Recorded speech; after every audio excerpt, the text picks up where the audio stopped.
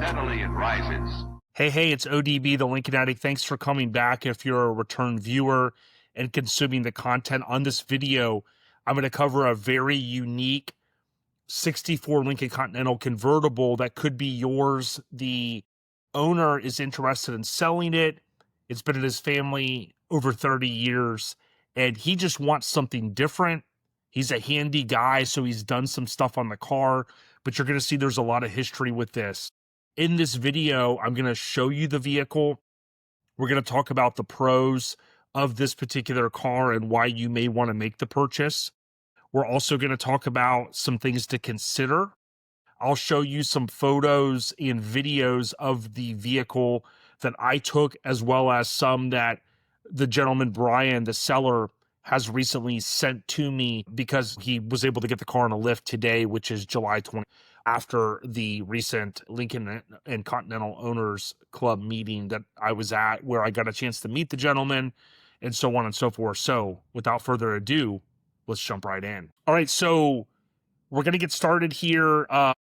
64 Lincoln Continental Convertible. I'm doing this on June 25th. I want to reinforce that although I met Brian, I don't have any dealings with him in the past. So this is kind of just out of the kindness of my heart. I'm doing this video to put it out there because, one, I love this car, and I'd love to see for it land with another owner that will appreciate it. So it's really kind of a public service announcement. 64 Lincoln Continental Convertible. So last weekend, the weekend of June 21st, my wife and I went to Ohio. We were there for the LCOC meet. And on the left, in that upper left photo, you see the 64 that we're talking about, the convertible. This was after the show had wrapped up the day's festivities, and then you could kind of move the cars around. And you could see it next to Tim Wilson's 64 Black Lincoln, just kind of a photo op, if you will. You can see there the middle photo. This was during the show. The top was up. And you can see there that front three-quarter shot, and then below is, again, after he moved it. We went ahead and did a just a photo op there next to Tim Wilson's sedan, and you can see the rear three-quarter shot there. These are a couple of photos I took. You can see it has this car, and I want to jump into it now. It's rare, and that's why the asking price is going to be, it's going to be sub 100K, my understanding, but it's still going to be a strong asking price. It is negotiable, so I'll talk about that at the end. It has the individual adjustable contour seats. On the left, you see those, also known as, let's keep it simple, bucket seats. So this car has the buckskin paint and the Palomino interior. It's a very rare color combo. We thought there was only one for many years, which is out in California. We learned from Jimmy Lincoln there was two because he purchased one. One sold with the same color combo recently on Bring a Trailer for $51,000. We'll talk about the differences between this car and it. So that made three. This is number four. However, this is the only one that we know of with bucket seats. And you can see that image there on the right as well. The console is a factory console. For those that do not know, the bucket seats were 64 was the first year. They did appear before 64, but I'm not going to talk about that. It was not in production. I'm working on a video on that in the near future. But for 64, that was the first year they were available, and this was an option. It's pretty rare. We do not know how many came with bucket seats in general, and that is because of the records that were burned back in the day, so we don't have that. We can see it has the biscuit interior pattern, which is different. You typically see the pleats, and you see that carries over to the door panels. Now, this interior was redone about 30 years ago, so I'll talk about that as well. We can see here in the trunk, we'll talk more about some of the things that have been done, but the trunk interior was redone. I think it was some odd 30 years ago. All of this is documented via a notebook that his mother kept because, as I mentioned, this car has been in his family 30 years. On the right, that's the MEL, so the Mercury Edsel Lincoln 430, which is the factory engine. We'll talk more about the engine bay, but this is a complete car, folks. And before I get into the production, I'm going to go ahead and jump back over here. Before I get into the production, folks, I want to just kind of reinforce that What we're looking at is a 64 Lincoln Continental Convertible. We know not many of these were made, so it's lower production. But when you look at the color combo, the interior and the external color, which I'll talk about a little bit, and why it's so rare throughout this video, it makes it a rare breed. And then, oh, by the way, you add in the bucket seats, and you go, wow, is this potentially a one of one? Now, I would love to hear from you. Have you seen one of these cars other than the two out west, which is, I think her name, I say it right, Elena. Then there's Jimmy Lincoln. So I've seen those two. You'll see that image a little bit later in this presentation. Again, the one that sold on Bring a Trailer for 50K recently, that was number 3, and then this makes number 4. So let's continue with the production. Now, I also want to give a huge shout out. Last weekend, I was up in Ohio again, as I mentioned. Tim Wilson, thank you again for having me up, my wife and I, but also John and Shelly, two of our biggest fans here at Lincoln Addict Podcast. So we can't thank you enough for all the support. Okay, so if we look at my chart here that I created, we see in green, 1964 convertible, 3,328 produced. That was up from 63. And then, oh, by the way, 65 ends up increasing that by 28. So again, oftentimes when people ask me off the cuff, hey, how many convertibles were built for a particular model year? 3,000 to 33 to 3,500, right in that range. So not a lot. Now, I took the screenshot today. I'm a customer of Haggerty, so I have access to this. You're going to see this guide is fantastic. Also, oh, by the way, it's an AC car, so we're going to add 10% for factory AC. Now, I think we could slice and dice this car and say, look, is it in excellent condition? That's to be determined, right? There's a lot of good things going for this car. I'm going to reinforce them, again, just out of the kindness of my heart, because I love this car. This car, I believe the asking price is probably going to be around 90K. I know some people are going to go, wow, that's a high price. The other one sold for 51. Why the difference? I'll talk about it. But Brian Prater, the owner, I'll get you in contact with him. Again, I'll share that a little bit later on how to do that. He is willing to negotiate with you. Okay, so I put TBD on here, and we're actually going to see the VIN number plate here in just a moment because I forgot to take a photo of the door plate. He has sent that to me, and I do have it. The main thing you want to know is we know that this car was built November 25th, 63 or prior. How do we know that? Well, we're going to talk about that. That's one reason why this car is such a rare breed. We know that there were 36,297 total units for the 64 model year. And again, I broke down 3,328. By the way, 33,000 sedans, and then 15 limos for that first production year. This is the VIN plate that I call it the door plate, basically the trim information that we can look at. You guys know I love going over this, and we could see 74A in the upper left corner. That is the designation for the convertible. We can see the G here is the buckskin paint. The trim 5.9. Now, I believe I had 89 here prior. I don't recall why, if that was a typo from the last Bring a Trailer review, but I confirmed in my literature it is 5.9. So my apologies if I had that incorrect in the past. Palomino leather and vinyl upholstery. Date 13L. We could look at the chart on the right and we could see it was actually November. So November 13th of 1963. What a time capsule. Less than 10 days prior to JFK being assassinated. And why does that pop in mind? Well, I read a lot about that fateful date. And I think many of you that potentially were alive during that time will remember that date. It will go down in infamy, right? DSO 23, that was Jacksonville. Now, I did talk to Brian, the owner, and his book did not have 23. Not owner manual, the maintenance manual. However, I reinforced to him sometimes those different print versions of those won't always have it, but I did reference my literature. Although he is in Ohio, this is a 23 DSO, so that means it came from Jacksonville. I do not know. I didn't fish through every piece of paperwork. It's possible that his parents bought it from someone in Florida, or maybe somebody bought it in Florida originally and they moved to Ohio. Regardless, that's good information for us to know. Now, there's a ton of pros for this listing. I'm going to go through these, and then we're also going to look at some photos and videos of the car. This is a complete car with a rare color combo, and if you add in the bucket seats, if we could get a Marty report for 64 Lincoln Continental, which we cannot, okay? Some of the later year Lincolns in the 60s, yes, we can, but for this year, we cannot. It's possible that this is a one-on-one. Okay, we do not know. Now, where maybe others produced, maybe they go, hey, 3 were produced. Do they still exist? If not, it's one-on-one left, right? It's a sub 100,000 mile car. So June of 2019, according to the book with his mother's handwritten notes, it had 64,000. It was gifted and or sold to the son, Brian Prater. It now has 70,307 miles, which means in the last 6 years, folks, this is good news. The car has been driven, right? It wasn't just handed down and he did nothing to it.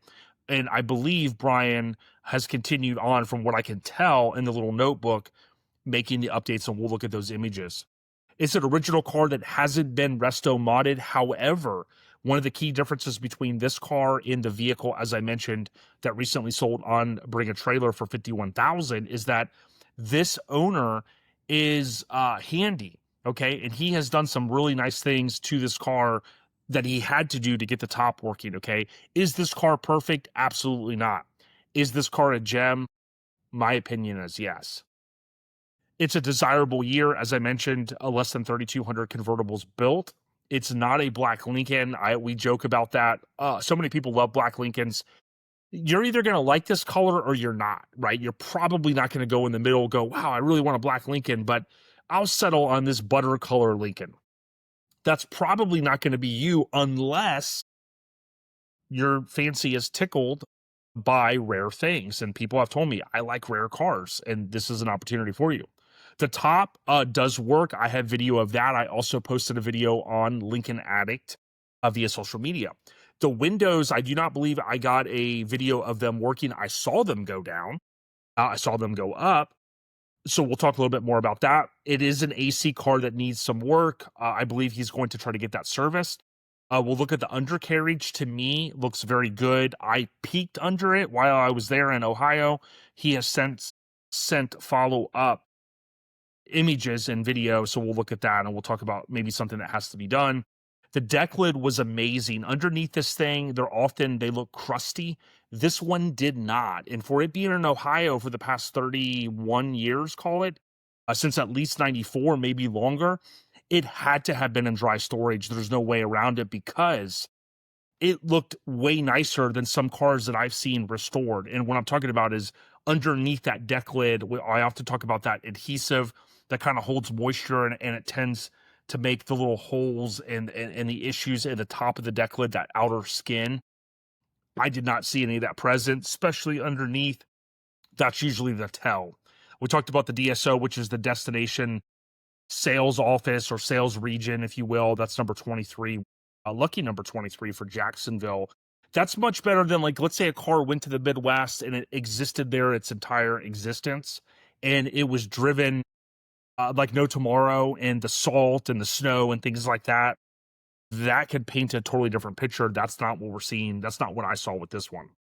He has since installed the 64-65 convertible trunk bar, as I often refer to it as. So that's great that he did that.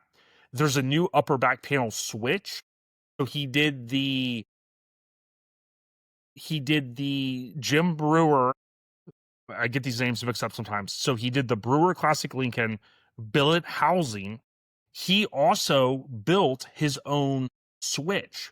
There's a couple of players out there that make a switch that replaces what we refer to as the hockey puck. And this gentleman, Brian Prater, actually had the ingenuity to go, hey, I could design my own switch, and the switch looks really good. I told him I want to buy one. To me, it looks that good, and it operated flawlessly. He did do a door motor upgrade. So oftentimes these window motors, 60 years old, they need to be greased and cleaned. Sometimes they're fried beyond repair. and folks are doing what they call the Dorman upgrade. So they go to the local parts store, they buy a Dorman motor, and they retrofit it to that door. And oh, by the way, now you have a new motor on that particular door. He did that on one of those that needed attention. There's tons of documentation. I love Bring a Trailer, but keep in mind that if you buy and bring a trailer as the buyer, you end up paying the buyer fee. And I believe, I could be wrong, but I believe the last time I checked, that tops out at $5,000 based upon the selling price. So you're potentially saving money if you buy in this private sale by contacting Brian Prater. The transmission was rebuilt per the notes that his mother made. Interior was redone. I believe it said summer of 96, not the summer of 69. However, it looks original, which means it was done very nicely, okay? I think the seats look really good. We'll talk a little bit about the carpet. It has a battery disconnect and the battery box, which is the little battery framing that kind of squares it off there in the front passenger apron. There's tons of maintenance done to this car. There was head work done, so the heads were removed back in 96 per the notebook, and I think it was new guides and things like that were installed. And then May 96, the hoses were replaced for the hydraulic top. Now, what's the significance there? You go, wow, that was 30 years ago. Well, this car's 60 years old, so it's better to have something that's been done 30 years ago than 60 years ago, if that makes sense. Those lines could last another 20 years. That's good to know. Okay, so I know I've been showing the presentation. I asked you to stick with me here a few more minutes. I want to talk about some of the things to consider. I'm going to show you video. I'm going to show you photos as well. Now, I'm going to say this. If you are interested in this car, email me, Lincoln Addict Podcast. Okay, Lincoln Addict Podcast at gmail.com. I will, if you want, I will send you a link to Google Drive where you can view these images and videos. I will also send you Brian Prater's email and phone number, okay? If you want to contact him, all I ask is that you say, hey, I saw the video, I'm interested, if you want to find out what the asking price is. I believe it's around $90,000. And again, I'm going to show you in some of these videos why it is that much, considering the other car, and I say other, the other Palomino in buckskin sold for $51K just a couple of months ago. So let's continue with the presentation here. Okay, so September 2022, I take this photo. On the left is Elena's car from California. She is the second owner of that car. And then we have Jimmy Lincoln on the right with the top down. These were the first two. So for the year, for many years, we thought the one on the left was the only one. We find out Jimmy Lincoln finds one, fantastic, amazing car. And then, of course, the Bring a Trailer was number 3. Now, out of those 3 cars, none of those have the bucket seats, okay? That's one of the key differences with this particular car. This 4th one, I'll refer to it as. Now, buckskin paint, I've reinforced this in the past, was discontinued. Now, people have brought up, did this have to do with the JFK assassination? I highly doubt it. I've never found any documentation to state why, but on November 25th, just a couple of weeks after this car was built, in 63, buckskin paint code G was replaced by burnished bronze metallic code P for all 64s going forward. That's one of the reasons why this car is so rare. Again, we do not know how many were produced up till that time. There couldn't have been many of them because for all these years, we only thought there was 1. Now we know there's 4. I have always felt, as I mentioned recently, that teak wood color H for 66 is a similar color, but I would love to hear from you guys to see if my eyes are playing tricks on me. Now, things to consider. If you're going to contact Brian Prater, you want to potentially buy the car, right? Here's some other things, right? So I talked to Brian, and the 64 amp gauge has to be rebuilt, bypassed, or updated to like a Dakota Digital. However, I believe I mentioned this to Brian, and Brian said that he has looked at it and it looked really clean. Sometimes they'll have oxidation on them, and you'll see the insulation has chipped off over time, and it can become a fire hazard, all right? And I've reinforced that on this channel. So that would be something that you want to consider. However, if Brian says, hey, I've looked at it, there was a service bulletin back in, I think it was the 60s. So it is possible, and I haven't reinforced this enough, that these amp gauges could have had some attention done to them back in the 60s, 70s, 80s, call it 60s or 70s probably. By the time these are 10 years old, I don't know how much Lincoln was servicing them, but bottom line is that's something to think about at least. The lower steering bushing, so not just on these Lincolns, but on potential other Ford products, these cars can and will, quote, fall into reverse. So if you're idling this car and your foot's not on the brake, let's say you get out of the car, these cars can fall into reverse. Good news is there's a couple of methods to address this. There's kind of more of the factory way, and there's kind of an unconventional way that works great as well. That's something to keep in mind. The reason why I bring that up is I met a gentleman at the Ohio meet, Tony Solano, I believe is how you pronounce his name. Great guy. And Tony said, "Hey, this happened to me recently with my blue 64. It fell into reverse. I don't think he was in it, and it smashed through a wood fence. And luckily, no one was hurt, but it can and does happen, folks. So you have to be careful about that. It does have a single pot master cylinder. I always suggest upgrading to the dual. Maybe somebody goes, no, I want to get this car. I want to make it look original, and I don't care about the dual master. At least get a new single pot. And I talked to Brian about that. I said it might be a good idea to kind of reinforce to any potential buyer that, hey, the brakes have been at least serviced. Neutral safety switch, just like in my 64 that I'm looking at here to my right, it does need adjustment, and I believe he's going to work on this. So underneath the dash where the column is at, you have the neutral safety switch on there. So you'll often see these Lincoln owners like myself, when we go to start the car, nothing happens. And you have to move the shifter lever a little bit. Ties back into that other one I mentioned earlier about the lower column bushing. That can play a role in it. However, in my car, that's been done. So my neutral safety switch needs a little bit of adjustment because when I shift it into park, it doesn't always click on that neutral safety switch, right? It doesn't line up, if you will. So what that means is if you're trying to start the car, you have to kind of sometimes put your finger under there and push on the little white lever that comes off the neutral safety switch. I believe he's going to service that. Good news is there's a reproduction neutral safety switch made, so if someone can't adjust it enough to get it to work flawlessly each time, what we often refer to as the usual suspects, meaning like the Lincoln Lands of the world, they do sell and usually stock that part. But the rear window auto drops, I believe, do not work. This can be easy for someone like Brian that kind of knows his way around. Hey, I can take off a door panel. I can get the knife switches working. I can do some work in there to get it working. I believe he's going to work on that. At the end of the day, it's not a deal breaker because you can always put the windows up from the window switches in the back seat or from the front driver's seat. So as long as those switches are working, you could put them up or down, but it is something to call out. Things I noticed, there is a ding in one peak molding. That could be fixed easily just by buying another peak molding. Because they're made out of stainless steel, they often outlast cars that have been sat outside for 60 years because they're stainless. So you can either have that dent or ding pulled, or you can just call Lincoln Land, get a new peak molding. They're easy to install, but that's just something I wanted to call out. Okay, so what I want to do now is let's jump over to some photos and images. So normally I'd have this more kind of in a presentation mode, so to speak.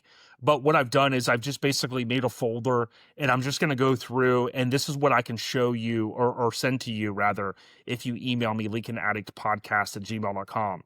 Now, if you've ever watched a show where they kind of trade pinks and they do I'm drawing a blank on the name of it right now, Outlaw Racing on TV. This is the guy right here. He's actually driving the car. That is the farm truck guy. So he met him at a show, and there was a little funny story that kind of went behind that. He cruised it around for a few minutes, which I thought was cool. Okay, here are the undercarriage. I received these today on June 25th. And what you're going to see here is a solid underneath the car. This is what you always want to see. Okay, is it perfect? No, this is a car that's been driven. Okay, you could see here the bottom of the floorboards. They look really good. Over to the left, even the fuel lines look really good. One thing I noticed, and he and I talked about this, is the car does have more than likely an oil leak. I believe it is oil. And that is not uncommon on these cars. I've seen sometimes the front seal on the trans, which is pretty easy to change, that there's fluid dumping out of there, ATF fluid. Or I've seen where oil is coming out of the dipstick area or the oil pan, right? So there is underneath here, it's very wet. I'll leave it at that. But the key thing that I wanted to see, and I tried to take a peek when I was up there, is there's no rust under this car, which is fantastic. For it being up in that area, that means dry storage. Now, I will tell you, my 64 Lincoln, when I got it, it was like this as well. It was very leaky underneath.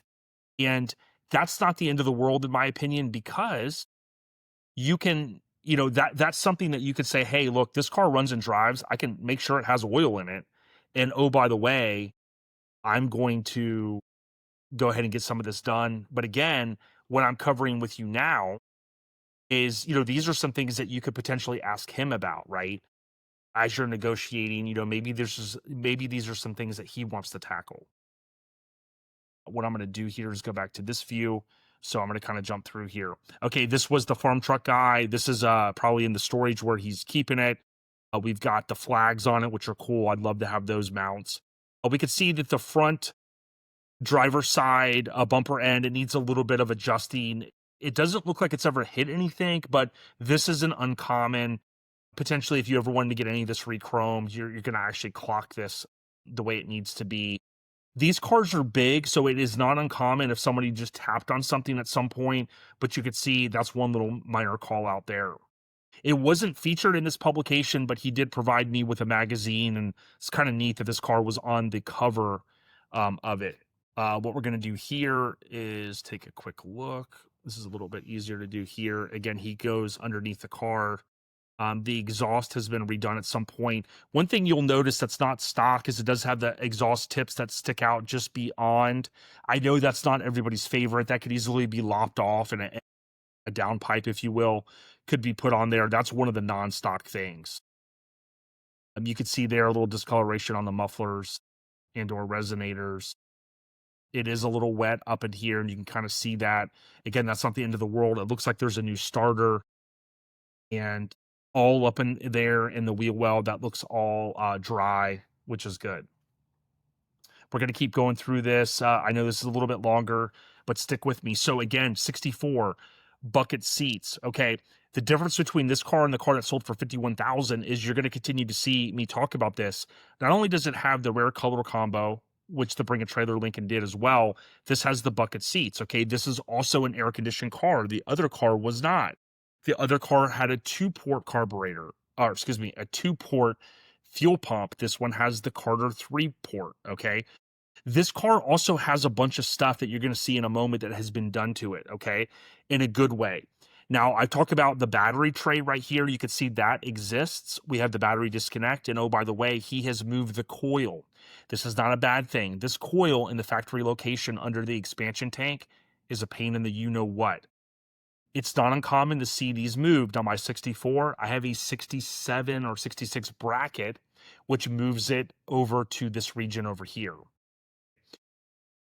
This has been moved. He has a little chrome coil cover right there. That it's a little holder that can be removed if you didn't like that.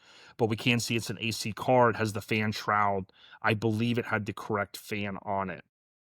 Not only has he installed, as I mentioned, the trunk bar, which is key for 64, 65. This will keep these cast pieces from ever being tweaked and breaking. That's a John Cashman tip.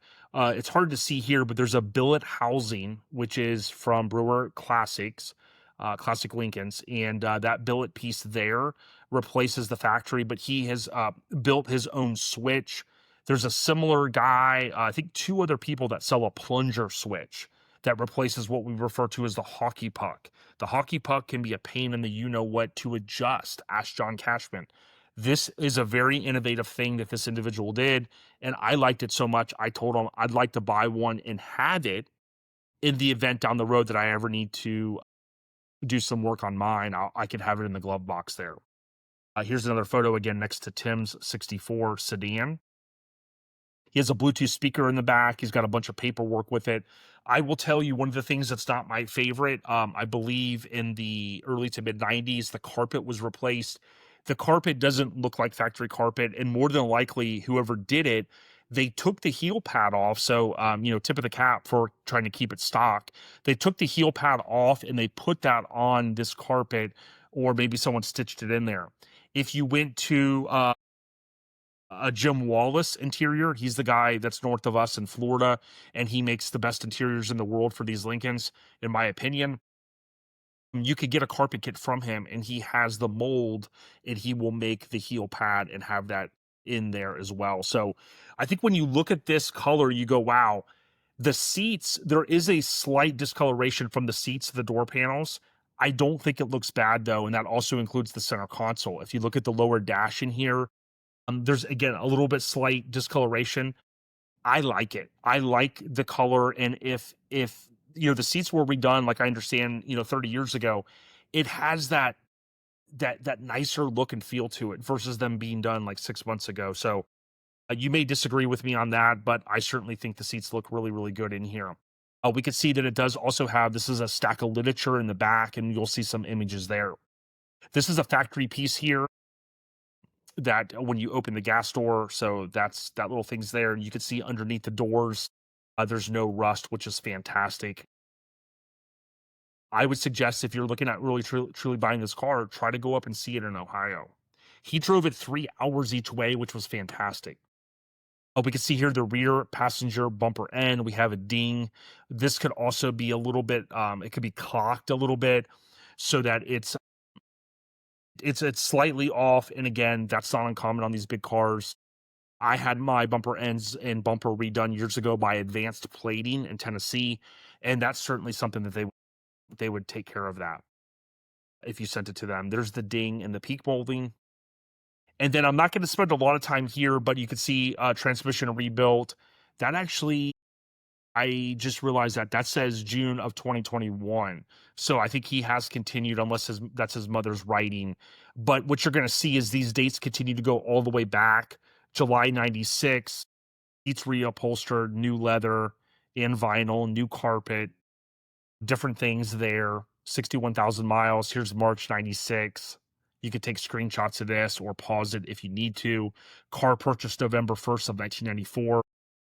Ironically, that was 31 years after it was originally purchased. There's some of the awards that he's received. I believe it has 70,307. I think this is the current image that he sent me. Again, there's the one magazine I mentioned, but there's also a paper copy, the Noble County Historical Society. There's some documentation that goes with it, which is always a win-win, in my opinion. The top works. The windows all work. The vent windows worked, if I recall correctly. That's all I wanted to cover there. So, Lincoln Addict Podcast at gmail.com. I will gladly copy and paste from my notes and send you his phone number and his email address. Why am I not just putting it out there? I think if you're serious and if you really want to potentially buy this car, you'll reach out and I'll just copy and paste it. That way it's not on this YouTube video. If I leave this video up for, let's say it's up for 10 years, then his personal information isn't just going to be out there. I think that's a better way to go about it. If we look at the comp, right, and I'm not going to pull my screen up on this, but I am going to reference it. If I look on May 14th of 2025 this year, $51,000, the 64 Lincoln Continental Convertible sold. Okay, I know this video is going a little long, so stick with me. That car sold for $51K, and you go, well, Jay, ODB, how can you be potentially 30 or 40,000 higher? Well, I can tell you this. If you look at those receipts and you look at that book, there's been tune-ups done. There's been, obviously, like I said, the hoses for the hydraulic top, the billet upgrade. You start adding that stuff together. That's $700 here. That's $1,000 here easily, okay? So what I would tell you is that this car has way more comps. Well, it's got way more in it than the comparable car that recently sold. If that $51,000 car had a tune-up and had a lot of the stuff and had a 3-port and had air conditioning and had the billet housing upgrade and the plunger switch upgrade to remove the hockey puck, if a lot of that was done and it had bucket seats, I think that car would have easily sold for more. My guesstimation, which I forgot to mention on that car, was $72,500. I really thought it was going to get there. I thought the color and the interior were going to drive that price. It didn't, okay? And I get why. But I think on this car, he's got an asking price that's a strong price. If you're interested, you contact him, you negotiate, and you go from there. The worst he could say is, no, you've offered me too low. I do believe that this car is a special one. If I had the room, I would buy it. I mean, I like this car. I like the rareness of it, if that's a word. And with all that being said, this video was long. I know that. I apologize in advance for anyone that isn't into long videos. Thank you so much again, John and Shelly, aka Michelle, and the entire LCOC, which is the Lincoln and Continental Owners Club. I often say just Lincoln Continental Owners Club, but that changed many years ago. I am ODB. Reach out to me, Lincoln Addict Podcast, if you have any questions. Thank you so much. I hope I didn't forget anything. ODB, we're out of here. Peace. Welcome to LA where the players play, and we ride on the things